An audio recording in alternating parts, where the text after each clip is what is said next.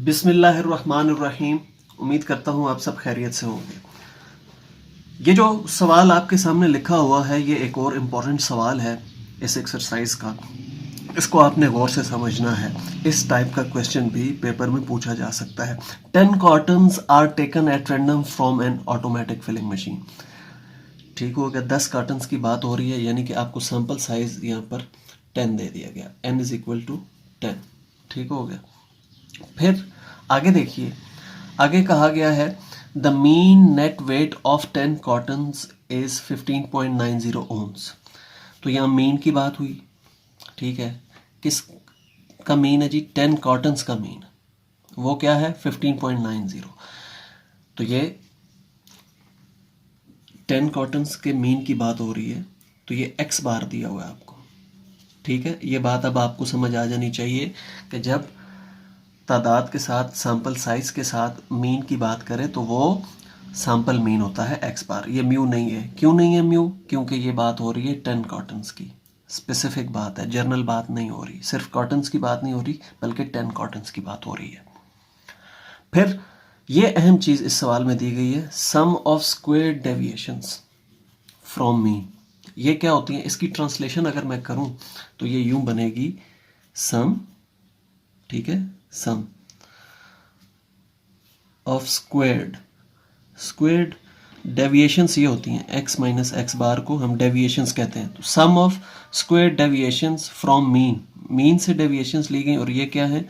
0.276। तो ये आपको इस सवाल में दिया हुआ है और ये एक अहम चीज़ थी कि आपको इस टाइप की इंफॉर्मेशन भी दे सकता है। यानी कि जो मैंने आपको फार्मूले बताए थे, अगर आपको याद हो, मैं एक सेकंड आपको दिखा भी देता हूँ।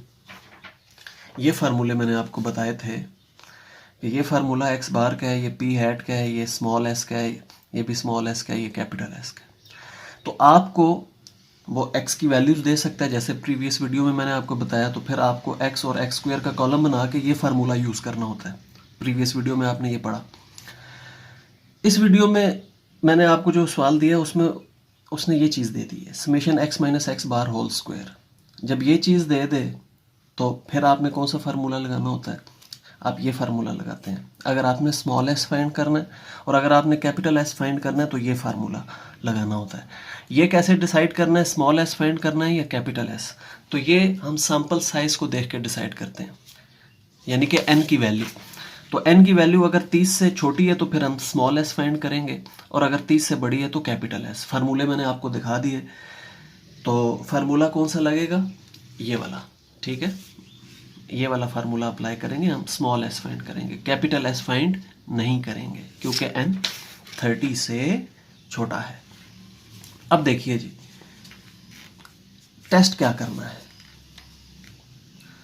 ये उसने कहा है कि डज, या मैं आपको सवाल दिखा देता हूं, does the sample mean differ significantly from intended weight of 16 ohms.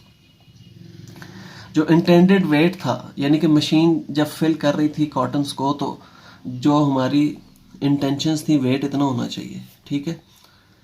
तो क्या मीन इससे सिग्निफिकेंटली डिफरेंट है? तो मैंने आपको पिछली वीडियो में भी बताया था कि सिग्निफिकेंटली डिफरेंट को आप यूं ट्रांसलेट करते हैं नॉट इक्वल टू में, ठीक है।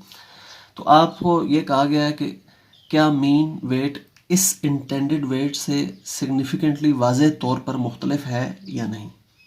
तो ये H0 और H1 सेट हुए। तो जितनी भी वीडियोस आपने हाइपोथेसिस की देखी, इसमें सबसे अहम स्टेप, पहला स्टेप होता है कि आपने H0 और H1 ठीक सेट करने होते हैं। ये स्टेप अगर आपका गलत होगा तो पांचवा और छठा स्टेप भी गलत हो जाएंगे और यूं आप काफ़ी सारे मार्क्स लूज करेंगे। अच्छा जी, अगला स्टेप अल्फा दिया हुआ है 0.05, ठीक है। रूटीन का स्टेप है, लेवल ऑफ सिग्निफिकेंस। केस कौन सा है जी? तीसरा केस है। क्यों? n लेस देन 30 है, सिग्मा अननोन है, ठीक है जी। सिग्मा जब गिवन ना हो और n लेस देन 30 हो, तीसरा केस लगता है।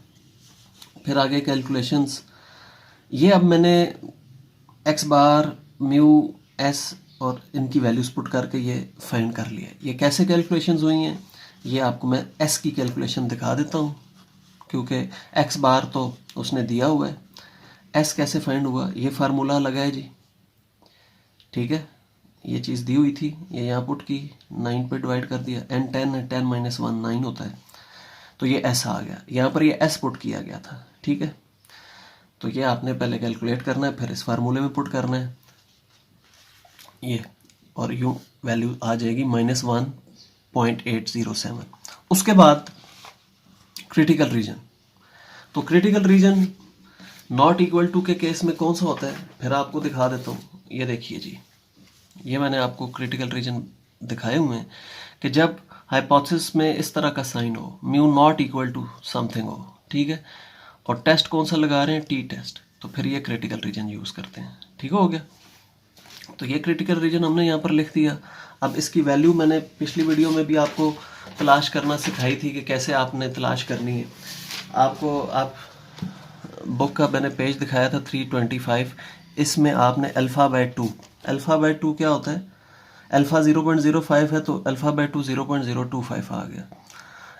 n 10 है, n - 1 10 - 1 9 होगा, तो ये वैल्यू 2.262, 9 इधर देखा और 0.025 इधर देखा, ठीक है। अल्फ़ा 0.05 है, यहाँ अल्फ़ा लिखा हुआ है, ये बच्चे गलती करते हैं, पिछली वीडियो में भी बताया कि ये गलती आपने नहीं करनी। अगर फार्मूले में अल्फ़ा/2 लिखा है तो आपने पहले अल्फ़ा/2 कैलकुलेट करके वो वाली वैल्यू देखनी है, ठीक है। तो ये 2.262 है, तो 2.262 ये मैंने यहाँ पर लिखी हुई है। डिसीजन उसी तरह लेंगे कि टी कैलकुलेटेड की वैल्यू यहाँ पुट करेंगे जो कि -1.807 है, मॉड है इसके इर्द गिर्द, ठीक है।